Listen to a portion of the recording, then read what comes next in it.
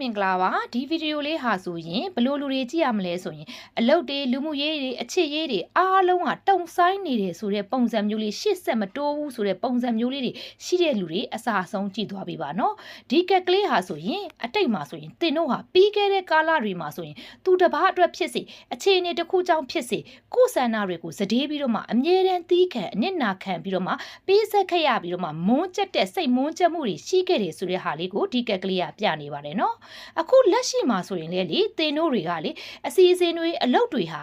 ခိတ္တရက်တန့်ပြီးတော့မှအခြေရေးမှာဆိုလဲတုံဆိုင်နေတဲ့ခန်းစားချက်ကလေးတွေခန်းစားနေရတယ်ဆိုတာကိုတွေ့ရတယ်နော်ဒါဟာကန်ဆိုးတာမဟုတ်ဘဲနဲ့ခေါင်းအေးထားပြီးတော့မှဘဝကိုတခြားတစ်ဖက်ကနေပြီးတော့မှပြန်လဲသုံးတတ်ဖို့တဘာဝတရားကြီးကအချိန်ပေးနေတာလို့ယူဆပေးပါနော်ကဲအနာဂတ်အတွက်တော့လမ်းညွှန်ပေးမယ်နော်အနာဂတ်တော့မှဘာတွေဖြစ်မလဲဆိုရင်တင်တို့ဟာပြီးခဲ့တဲ့ကာလမှာတင်တို့ရဲ့အမြင်တွေက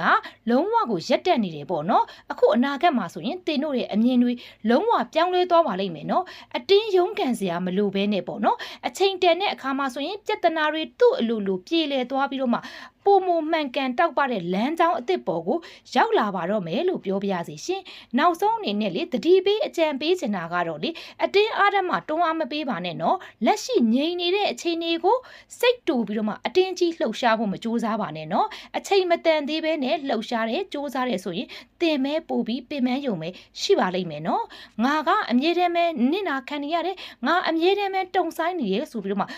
ကိုလည်းတနာစိတ်ဝင်ပြီးတော့မှစိတ်တက်မကြပါနဲ့ဒီဆောင်ဆိုင်ခြင်းကတင့်ကိုပိုရင်းကျက်တမ်းမလာအောင်လောက်တာဖြစ်တဲ့အတွက်စိတ်ရှိရှိနဲ့သီးခံပေးပါလို့အကြံပေးချင်ပါတယ်ရှင်နောက်ဆုံးအနေနဲ့ဆုတောင်းပေးချင်တာကတော့ဒီဗီဒီယိုလေးကိုကြည့်နေတဲ့သူအားလုံးလောလောဆယ်ကြုံတွေ့နေရတဲ့တုံဆိုင်မှုတွေအားလုံးအမြန်ဆုံးပြီးဆုံးပါစေဘလို့အခြေအနေမျိုးမှမျိုးမဆိုပေါ့နော်စိတ်ရှိရှိနဲ့ကြော်ဖြတ်နိုင်မဲ့ခွန်အားတွေပြေဝပြီးတော့မှမကြခင်မှာထူးခြားတောက်ပတဲ့ဘဝအပြောင်းအလဲအသစ်တွေကိုအေးချမ်းစွာပိုင်ဆိုင်နိုင်ပါစေလို့ဆုတောင်းပေးလိုက်ပါတယ်ရှင်အားလုံးပဲကံကောင်းခြင်းတွေပိုင်ဆိုင်နိုင်ပါစေနော်